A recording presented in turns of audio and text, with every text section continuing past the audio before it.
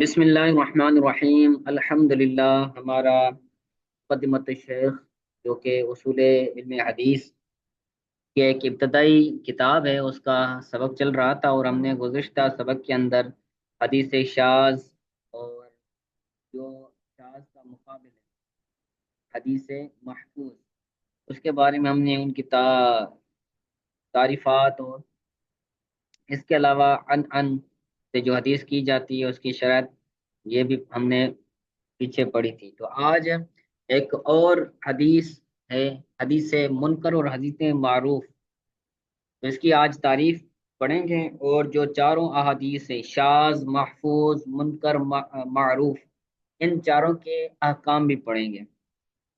ٹھیک ہے، تو شروع کرتے ہیں۔ المنکر والمعروف، حدیث منکر اور معروف۔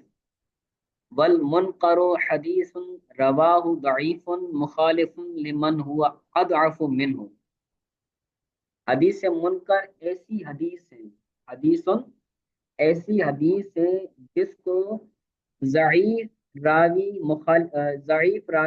روایت کرتا ہے۔ حدیث رواہ ضعیف، ایسی حدیث ہے جس کو ضعیف روایت کرتا ہے، ضعیف راوی روایت کرتا ہے۔ مخالف لمن هو اضعف منه، اس کی مخالفت کرتے ہوئے جو زیادہ ضعیف ہیں، جو اس ضعیف سے زیادہ ضعیف ہے، اضعف ہے۔ اضعف یہاں پر اس میں تفضیل کا صیغہ ہے، اور اس کا مطلب ہے جو زیادہ ضعیف ہے۔ ایک ہوتا ہے کم ضعیف، ایک ہوتا ہے زیادہ ضعیف۔ تو ضعیف اگر زیادہ ضعیف راوی کی مخالفت کرتے ہوئے حدیث کو روایت کریں تو ایسی حدیث کو حدیث منکر کہا جاتا ہے۔ اور حدیث منکر کا مقابل، یعنی اگر اضعف راوی، جو زیادہ ضعیف راوی ہے، وہ صرف ضعیف راوی کی مخالفت کرتے ہوئے حدیث کو روایت کریں تو ایسی حدیث حدیث معروف کہلاتی ہے۔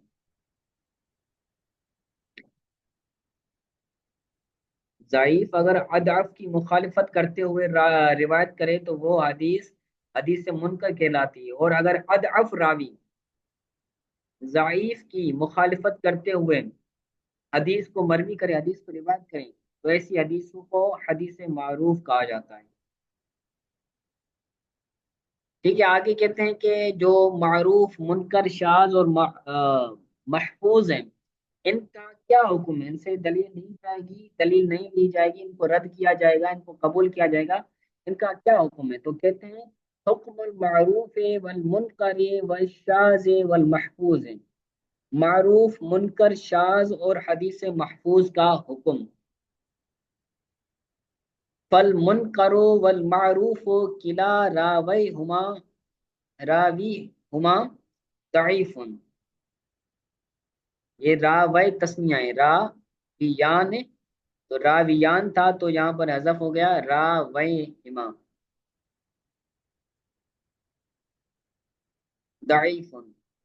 منکر، حدیث منکر اور حدیث معروف، ان دونوں کے راوی ضعیف ہوتے ہیں۔ منکر اور معروف، ان دونوں حدیثوں کے جو راوی ہوتے ہیں وہ کیا ہوتے ہیں؟ ضعیف ہوتے ہیں۔ وَأَحَدُهُمَا أَضْعَفُ مِنَ الْآخَرِ، ایک راوی دوسرے راوی سے زیادہ ضعیف ہوتا ہے، ہوتے ہیں دونوں ضعیف ہیں لیکن ایک زیادہ ضعیف ہوتا ہے اور ایک کم ضعیف ہوتا ہے۔ تو جو زیادہ ضعیف ہوتا ہے وہ منکر ہوتا ہے۔ احدہما اضعف من الآخر، جو حدیث منکر ہے اس منکر کا جو راوی ہوتا ہے وہ زیادہ ضعیف ہوتا ہے، اور حدیث معروف جو ہے وہ اس کا راوی کم ضعیف ہوتا ہے۔ نیچے لکھا ہوا ہے احدہما اضعف من آخر، تو منکر کا راوی معروف کے راویوں سے زیادہ ضعیف ہوتا ہے، اور معروف روایت کا جو راوی ہوتا ہے وہ کم ضعیف ہوتا ہے۔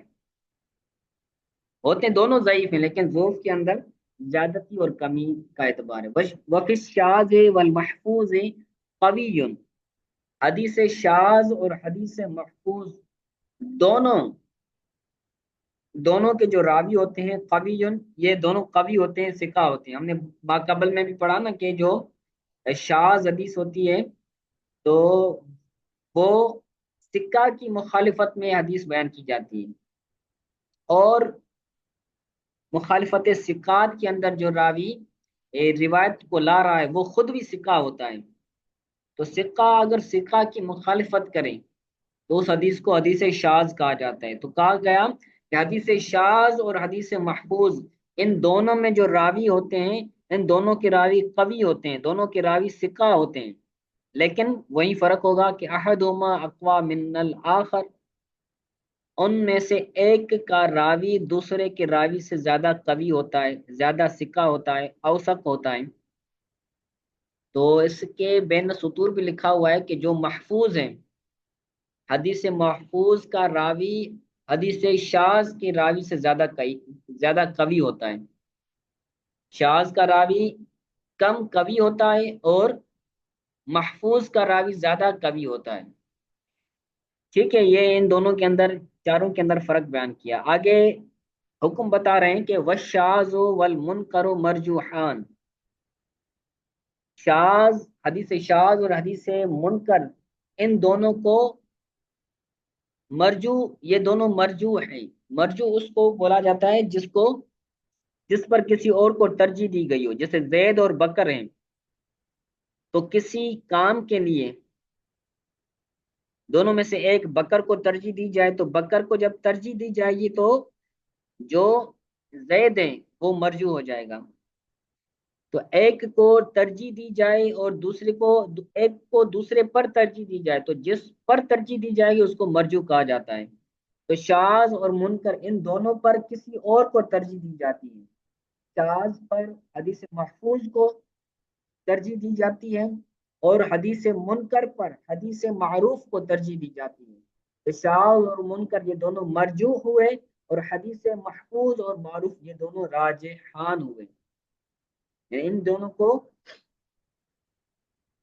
کسی وجہ کے ساتھ ان کو ترجیح دی جاتی ہے. تو حدیث معروف اور حدیث مرفوع، حدیث محفوظ اور حدیث معروف یہ دونوں راجح ہیں، اور حدیث شاذ اور منکر یہ دونوں مرجو ہیں.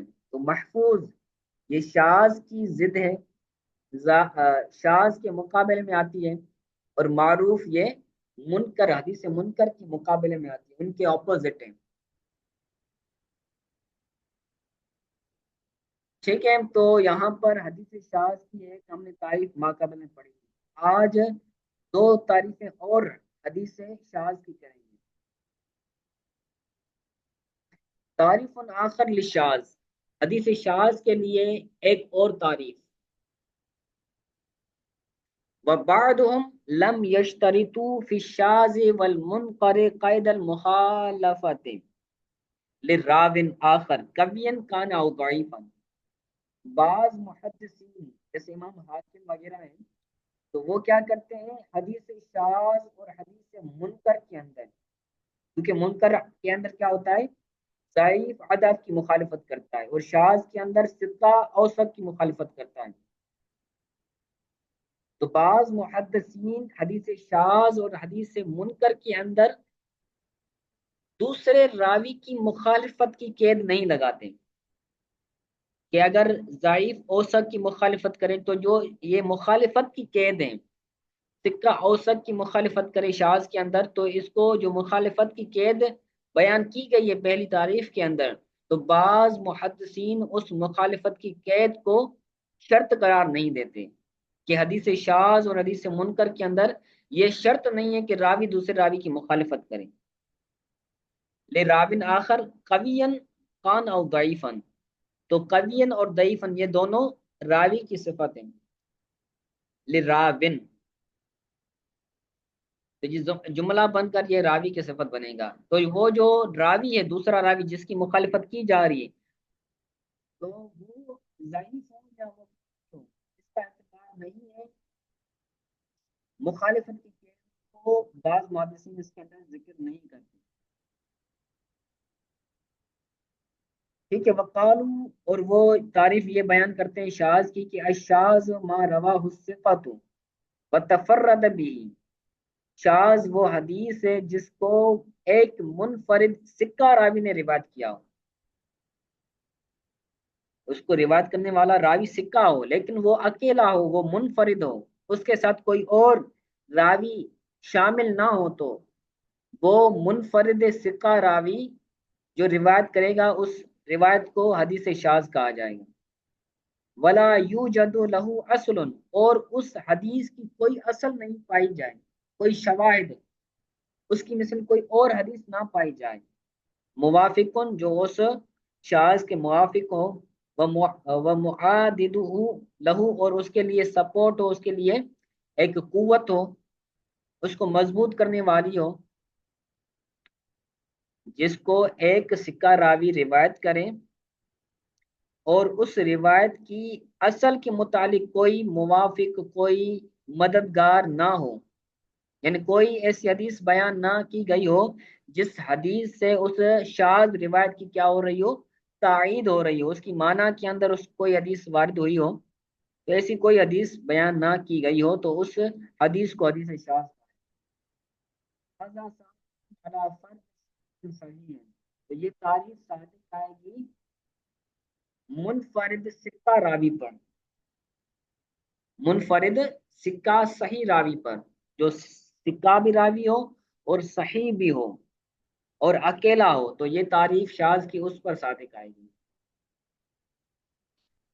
ठीक है, और ये दूसरी तारीफ हो गई। आगे तीसरी तारीफ कह रहे हैं तारीफुन, तारीफ सालिसिन, तारीफ सालिसिन लिशाज, शाज की तीसरी तारीफ।